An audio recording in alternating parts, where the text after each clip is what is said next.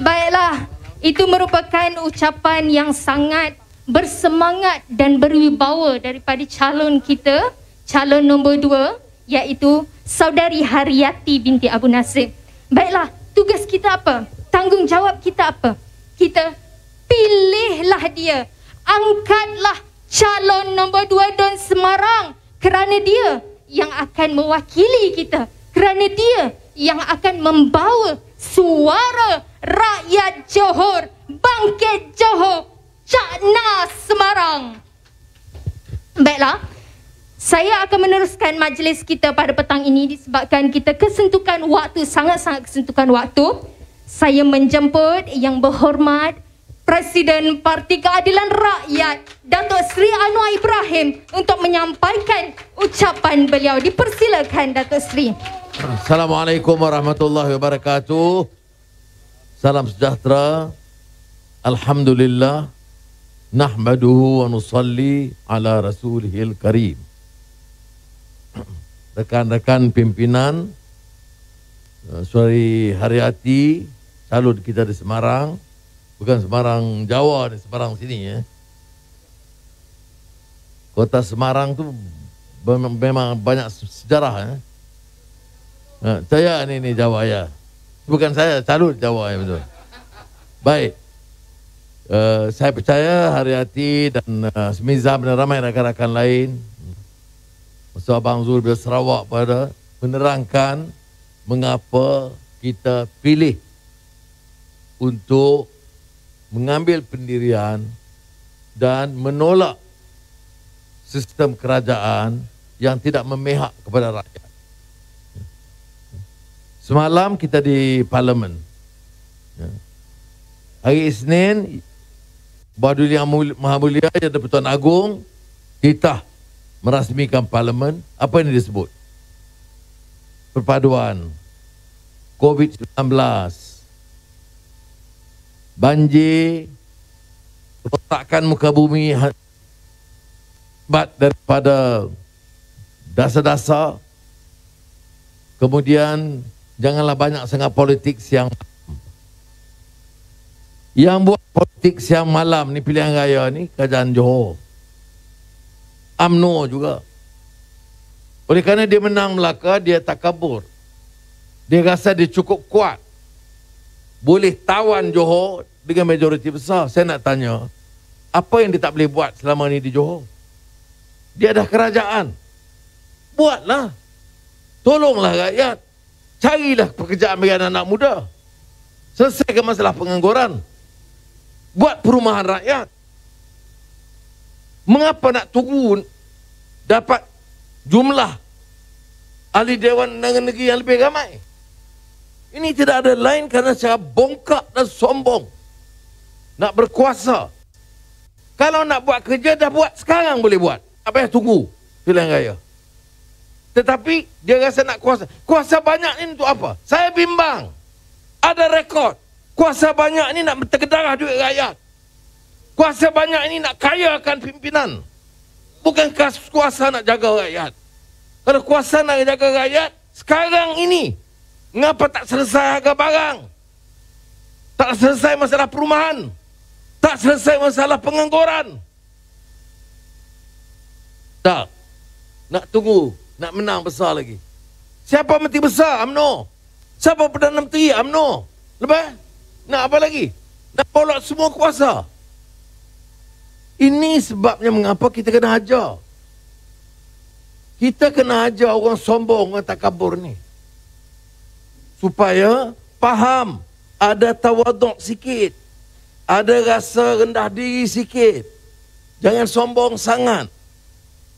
Kita. Yang lebih penting, kita mesti jaga kepentingan kita. Anak-anak kita, sekolah mereka, kerjaan mereka, program latihan mereka, ibu bapa kita, jaminan kesihatan mereka. Jangan buat macam COVID, sekejap peraturan ini, sekejap undang-undang ini.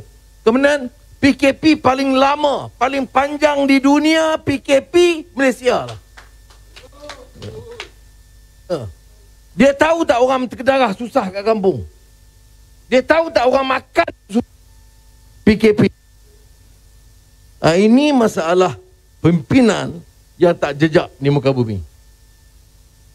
Sebab itu saya harap kita manfaatkan waktu ini, bincang dan kerja. Kerja sampaikan maklumat. Nak pilihan raya, tahu masalah orang penyakit COVID, tapi dia nak pilihan raya juga. Dan ada pilihan raya, sekat sana, sekat sini, ramah terbatas, BJU boleh, ini tak boleh. Ini, saya pun geram ni. Ya,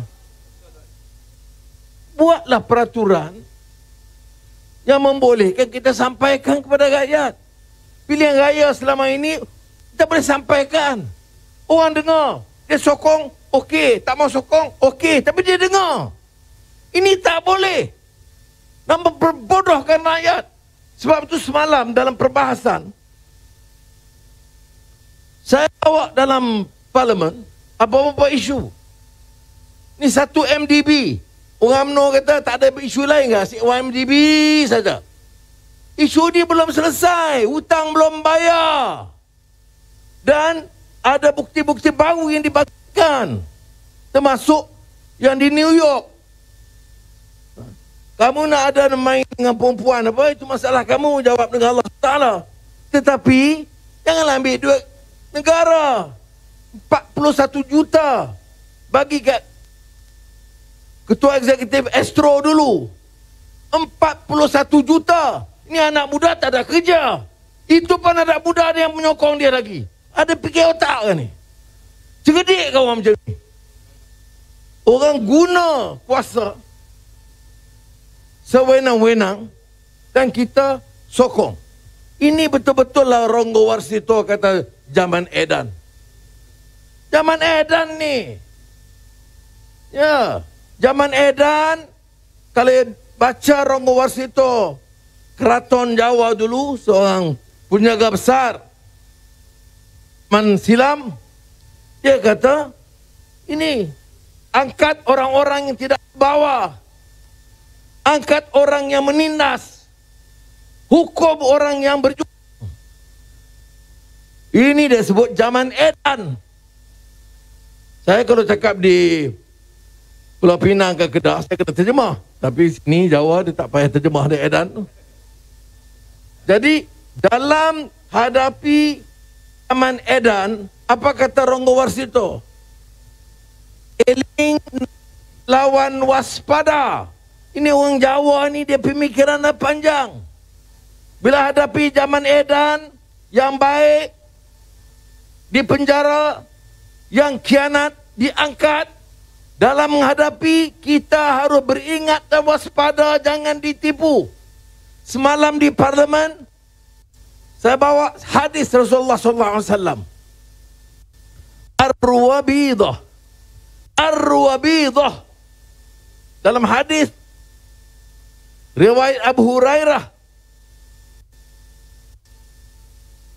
Nabi Muhammad SAW mengingatkan zaman akan datang yang khianat dibagi amanah, yang baik dikhianati,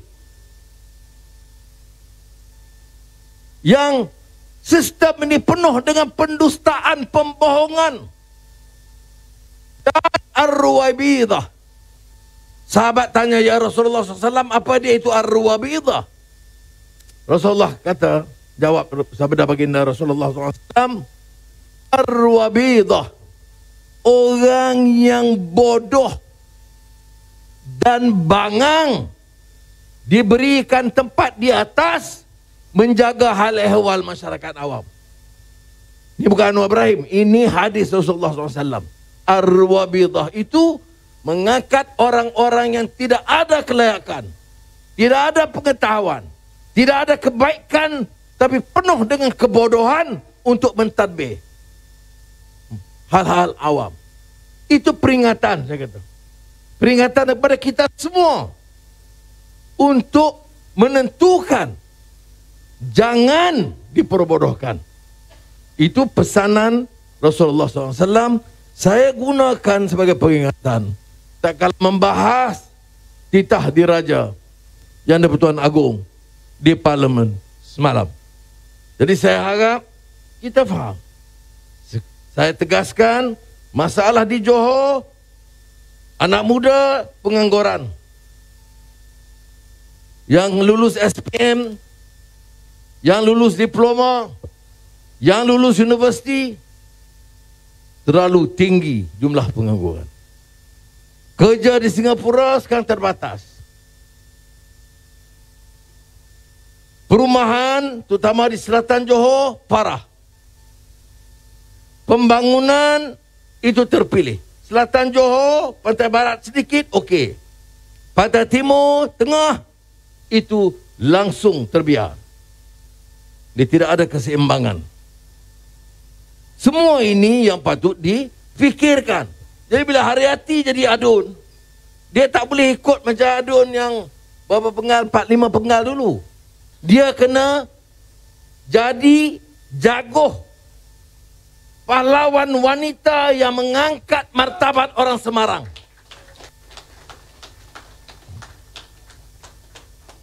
Bila saya setuju pilih dia sebagai calon wakil kita semua, wakil rakyat, dia kena berucap gegar Dewan Undangan Negeri itu, dengar daripada Semarang, Jawa, Semarang bicara bagaimana Pak. Ya. Ini berpengal-pengal, tokoh-tokoh kaya, rakyat macam itu juga. Ya cuma angguk, ya Ahmad Berhormat, jangan bimbang, saya tetap sokong. Sekali lagi. Nah, ini yang jadi calon. Ya, cakap di kampung bukan main berani, tapi di depan di majlis tak berani. Kita mesti sanggup nak jadi wakil rakyat. Ya. Ya orang ramai yang pilih. Orang ramai yang pilih, dia mesti bicara bagi pihak orang ramai. Jangan jadi macam Perdana Menteri UMNO ni. Bila kita tanya, gaji minima orang kerja kilang ni takkan gaji 1,000 saja. Naiklah sikit. Harga barang dah naik. Ekonomi pun dah berapa lama, dah 10 tahun dah gaji lama. Bagilah sikit. Gaji menteri masa saya dulu 38,000, sekarang dah 70,000. Gaji menteri dengan allowance dah 70,000. Gaji pekerja takat itu juga. Jadi apa Perdana Menteri jawab? Bukan saya tak setuju, tapi saya dah bincang dengan syarikat-syarikat korporat besar-besar ni. Dia tak setuju. Jadi tak bolehlah naik gaji minimum. Jadi saya tanya di Parlimen, Perdana Menteri ini wakil korporat-korporat, toke-toke besar, toke judi besar ni ke? Ataupun mewakili rakyat? Bila datang Johor, kempen, kami pejuang rakyat, hidup Melayu. Tapi bila bercakap bagi dasar, hidup toke-toke. Syarikat-syarikat, Melayu ke Cina ke India, yang besar-besar. Bila tanya, mengapa tak naik gaji minima? Syarikat-syarikat besar tak setuju. Jadi saya tanya, kamu ini wakil siapa?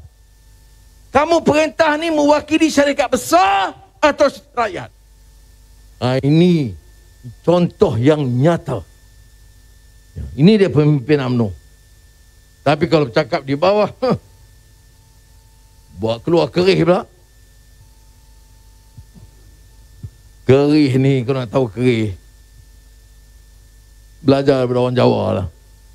Sebab asal usul kerih dia banyak juga daripada Jawa. Ni kerih UMNO ni tak pakai lah. Ya. Jadi saya nak tekankan di sini. Ya. Kita mesti suarakan kepentingan rakyat. Fikir dah 60 tahun merdeka. Nak cakap soal gaji minimum. Gaji minimum, gaji paling rendah. Tu pun tak boleh. Tak setuju. Dan alasan dia, saya dah bincang dengan syarikat-syarikat besar. Dan dia orang tak setuju. Tahu tak syarikat besar berapa? Balak. Balak 1 tahun ekspor nilai 21 bilion ringgit. banjir berlaku, tersodok rumah orang di Pahang. Saya cadang, syarikat balak bayarlah sikit ganti rugi dekat orang kampung. Sampai sekarang tak bayar lagi. Nak tunggu bila bayar? InsyaAllah kita jadi kerajaan, kita bayar. Kemudian syarikat kelapa sawit yang besar-besar ni, untung 3-4 bilion satu tahun. Bukan million, bilion. IOI umpamanya, Sime Darby, Guthrie. Tapi nak naikkan gaji tak cukup uang. Syarikat macam yang sarung tangan tu, glove tu, top glove. Saya tak mau cerita pasal sarung lain, sarung tangan cukup. Dia kawasan Semizam, dia tahu yang sarung lain bila cakap. Pontianak apa dah kan? Dia orang pandai. Tahu itu ya. Kita cakap sarung tangan, dia cakap sarung lain. Baik. Untung 2 bilion, 3 bilion. Bagilah layanan tempat tidur dia, kerja dia. Ini saya kata tak jadi. Kerana walaupun dia kata ini parti Melayu, hidup Melayu, tapi Melayu yang bawah ni dia tak peduli. Melayu ini bawah.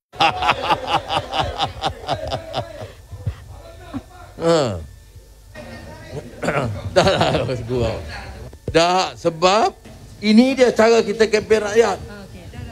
Ya. Jadi saya sekali ucap terima kasih dan minta yang ada, terutama Semarang, kerja sungguh-sungguh. Turun, tak ada kubu UMNO-nya. Masuk, biar ada berani. Ya, ini negeri kita, daerah kita.